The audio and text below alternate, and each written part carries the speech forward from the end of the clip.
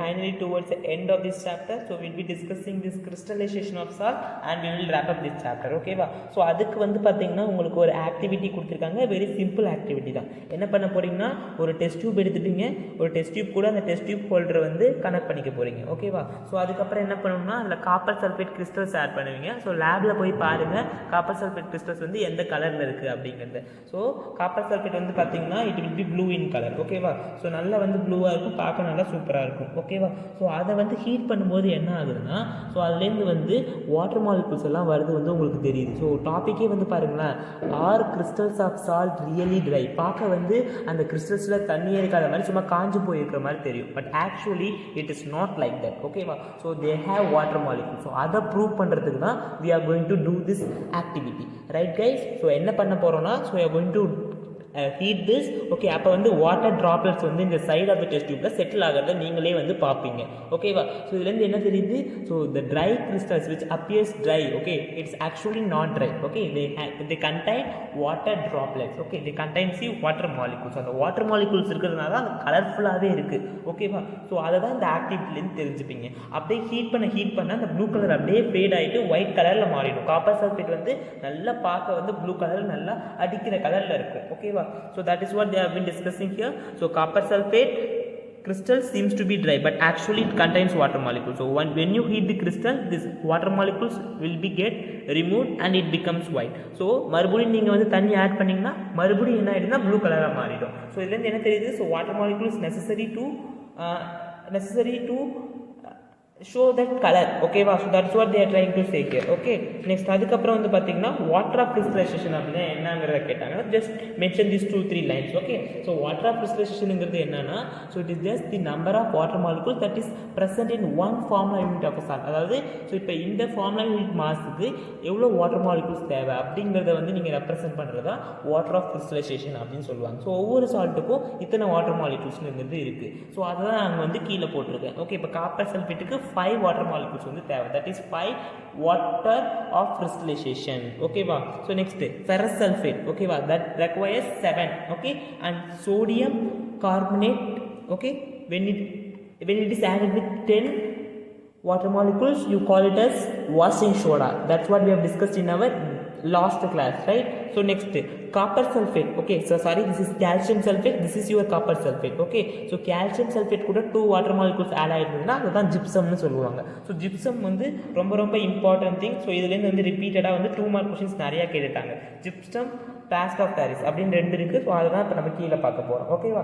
So water of கிறிஸ்டலைசேஷனுங்கிறது என்னங்கிறது உங்களுக்கு புரிஞ்சிருக்கும். ஜஸ்ட் அந்த ஸ்ட்ரக்சர் கூட வந்து இந்த வாட்டர் மாலிகூல்ஸ் வந்து பார்த்தீங்கன்னா உள்ளே போய் it is going to occupy some spaces. Okay, so there are some hydrogen bonding and some lot of concepts or which you will be learning at your higher level. okay, so just as of now you just know that so the water molecule number you should note. okay, for every salt what is the number, that is what you should know here, and this definition is required for you. next இப்போ gypsum என்ன plaster of paris அப்படினா என்னன்னு பார்த்துடலாம். So இப்போ இந்த calcium sulphate இருக்குல்ல அது கூட 2 வாட்டர் மாலிகூல்ஸ் இருந்தால் அது வந்து ஜிப்சம்னு சொல்லுவாங்க. அது இஸ் த ஹார்டஸ்ட் மெட்டீரியல். ஓகேவா?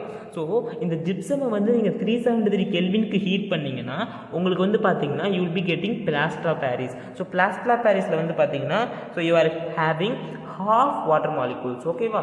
ஸோ அதாவது என்ன அர்த்தம்? ஸோ கால்சியம் சல்ஃபேட் கூட ஹாஃப் வாட்டர் மாலிகூல்ஸ் அட்டாச் ஆகிருக்குன்னு அர்த்தம் கிடையாது. ஸோ 2 கால்சியம் சல்ஃபேட்டுக்கு பொதுவாக வந்து 1 வாட்டர் மாலிகூல் இருக்கும் அப்படின்னு அர்த்தம். அதாவது 2 பேரும் என்ன பண்ணுறாங்க, பாதியாக பிரிச்சுக்கிறாங்க. That is what the meaning is. Okay, so you are going to take gypsum. when you are going to heat it at 373 Kelvin you will be getting plaster of paris. இந்த plaster of paris தான் வந்து பார்த்தீங்கன்னா இந்த toys make பண்ணுறதுக்கு, அதுக்கப்புறம் வந்து பார்த்தீங்கன்னா so for making the surface smooth and also for decorating. okay, they are going to use it as decorating materials also, for making the decorating materials. okay, not and what you have to notice, so you have to just note this equation. okay, so then write the uses also. ஏன் நான் 373 கெல்வினுக்கு heat பண்ணணும்னு சொல்கிறேன்னா அதுக்கு மேலே நீங்கள் பாட்டு heat பண்ணிகிட்டே இருந்துட்டிங்கன்னா இருக்கிற அந்த ஹாஃப் வாட்டர் மாலிகூல்ஸும் போயிடும். ஓகே, அப்போ அது வந்து it will become dead burn plaster. Okay, that is known as dead burn plaster. Okay, so next இப்போ same thing whatever we did in the previous activity. எப்படி வந்து இப்போ காப்பர் சல்ஃபேட்டில் ஹீட் பண்ணும்போது அந்த ப்ளூ கலர் போயிட்டு மறுபடியும் தண்ணி ஆட் பண்ணும்போது ப்ளூ கலர் வந்ததோ அதே மாதிரி தான் இப்போ இந்த half water molecule, so calcium sulphate dot half water molecule கூட 1.5 water molecule ஆட் பண்ணிங்கன்னா உங்களுக்கு மறுபடியும் ஜிப்சம் கிடைச்சிடும்.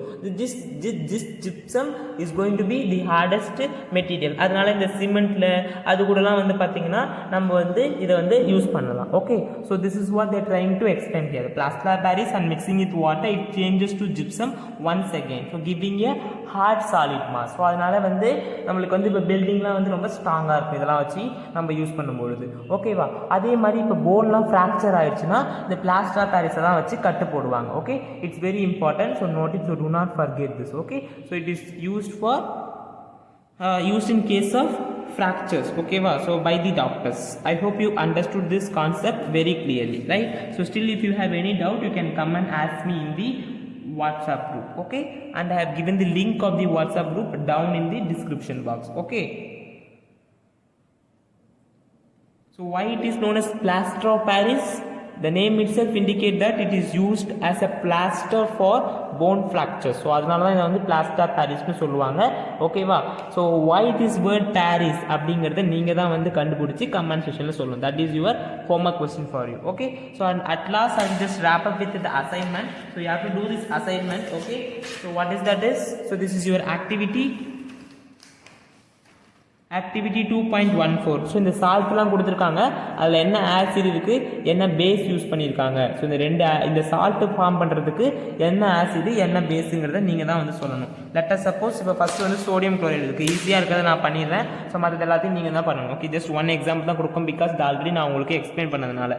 ஓகேவா, ஸோ சோடியம் குளோரைடு, ஸோ இந்த கேட்டியான் வந்து எப்பயுமே வந்து பார்த்தீங்கன்னா பேஸ்லேருந்து வரும், தட் யூ நோ இல்லையா. So cation comes from the base. What is the base? That is your sodium hydroxide, NaOH.